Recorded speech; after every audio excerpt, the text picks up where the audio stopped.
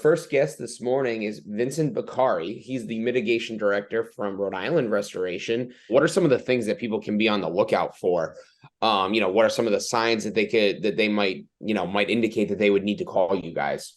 As far as water damage goes, that's usually the common loss. Probably like 80% of our phone calls are about water. So you'll usually see, when it's visible. That's usually when we'll get a call. So you'll see your little wrinkling down, the paint on the walls sometimes, or you'll notice some water marking on your ceiling, which is, most likely due to the roof or the floor above. And then sometimes it's obvious, hot water heater goes. And then you're just like, oh, you're in a panic. I mean, you can call the fire department, but you can also call us. We do have water extraction services as well, so that does fit into our realm. And then for, soot damage, smoke and stuff like that, you might notice some black soot-looking stuff, coming from the baseboard heat. That's typically from like a blowback from your furnace. Yep. Around the vent areas, and that typically gets everywhere. Now, sometimes you'll have a fire and you won't notice that there's anything, you might, on the surface, it's a small fire, but you might not see any soot anywhere. But then a couple of days down the road, you might see it kind of show itself.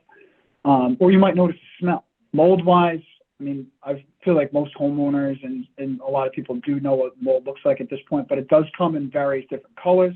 Bottom line, it's, still mold, but there are proper ways to clean it. But You'll see you might notice a little musty smell too. Not everyone knows what asbestos looks like, but hazardous materials and things like that too.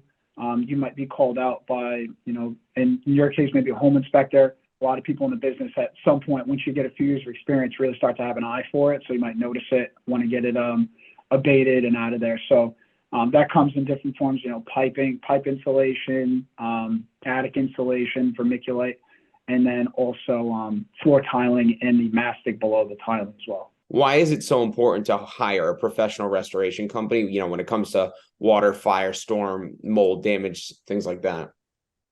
Yeah, absolutely. So the reason you want to call us is because, a lot of the times it's a general understanding is pretty much across the board for everybody. You kind of know what to do. You want to dry the water.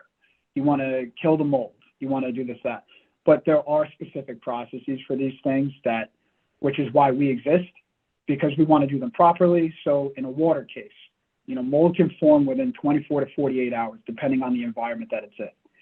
So, whether it's a more humid environment, it can grow faster and it can really expedite that process. And the reason you want to call us for something like that is to prevent that mold growth from happening. And the faster you can react, the faster you notice it, the easier it's going to be for us to come in and the less that's going to spread. Because in water's case, water's going to go everywhere it's dry. And it's going to keep seeking and seeking and seeking until it finds, until it just finally runs out. But it can run for quite a while, especially if the problem's ongoing. And over time, you'll see mold, and then it gets worse and worse, and you'll see rot. So when you call us in, we come in, we actually cut out that area, and then we put in drying equipment. We spray it with an antimicrobial to prevent any mold growth after that. What's the difference between, a restoration contractor and just a general contractor? We're certified in restoration subjects, so water restoration technicians. We're certified to a standard, which is the IICRC, which is just the cleaning and the institution standard. They all have different books that you adhere to, and they have set processes on how to properly remediate and abate everything.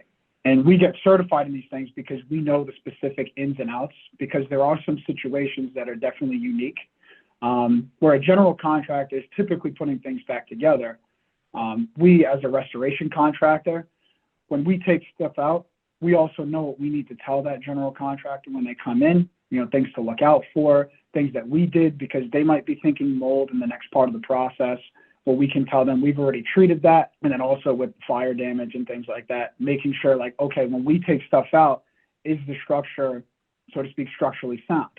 And you can also see that, coming from us, that way they're prepared. So again, to kind of wrap that up, it's, we are the ones who are more specialized in taking things out, but also treating what's behind it to prevent any further damage. That's the key to our side of the business, is to prevent any secondary damage.